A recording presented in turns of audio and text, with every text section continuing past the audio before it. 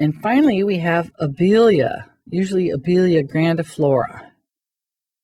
This is a full-grown Abelia, and notice how big it is. It's really big. People think because Abelias have small leaves that they're going to stay small, and they really aren't. They're a very large plant, which is to say 8, 10, maybe 12 feet tall and wide. And they're just covered with flowers, and the leaves get kind of tints, sort of orangey, reddy tints in the fall.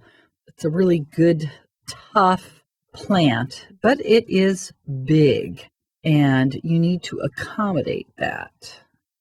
Because it has small leaves, a lot of people are tempted to shear it because it looks pretty tidy, and a lot of times it'll even bloom. But when you shear Abelias, you get an upsurge of straight, skinny, horrible shoots that are just shrubs gone wild. And in fact, Abelias do this all on their own as they're growing up, and they come from the nursery pre-sheared so that you already have a bunch of these, and people get locked into shearing them, which is 1, high maintenance, 2, the shrubs don't look as good as when they are naturally pruned, and you can get dieback as well as water sprouts on your Abelias, and none of that's good. I realize that most bad pruning comes from ill siting. There's no way this great big shrub can live in this little tiny place. So this is good to know, so you can just pop it out and be done with it and put in what would live there. Not much of anything. Maybe some thyme. You can do a little gentle pruning on your Abelia using the grab and snip technique. That's when you locate the highest branch, the one that sticks out the most, and you follow it down inside either to the ground or to a side branch, which is big enough.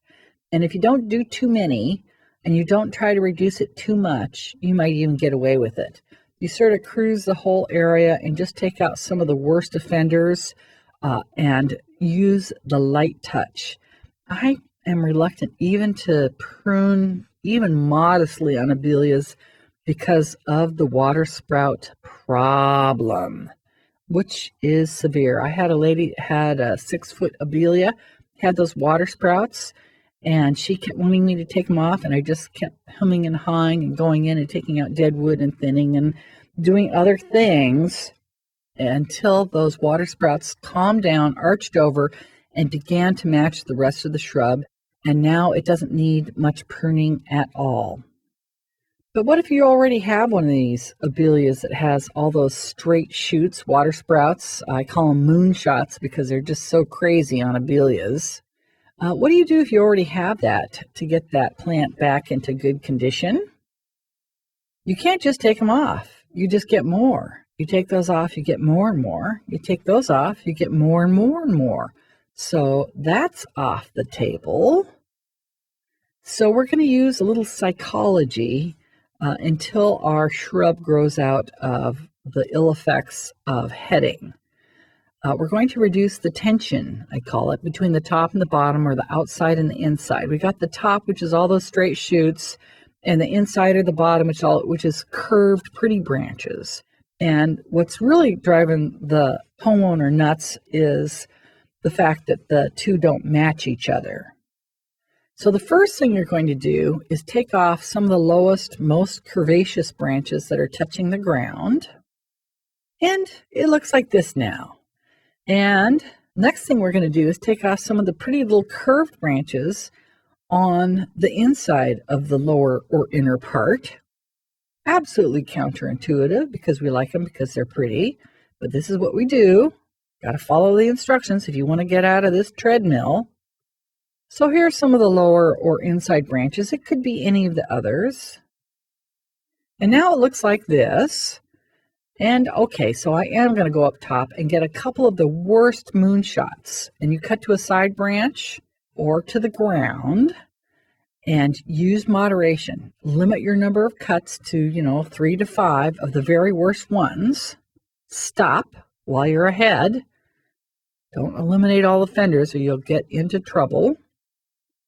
So this is the finished product, and it's not what you call an attractive plant, but the top matches the bottom a little bit more. Time will do the rest. Time will arch out those moonshots, and everything will match itself, and it will be a pretty shrub. And after that, you just take out deadwood, limit up a little bit off the ground, and take off a few of the worst offenders, but by and large, leave this plant alone if you can. So that's it for our difficult plants to prune. And just remember, Plant Amnesty is there to answer your pruning questions. We have handouts that you can purchase. We have a book. We have more DVDs and PowerPoints, and we're there to help. Thanks.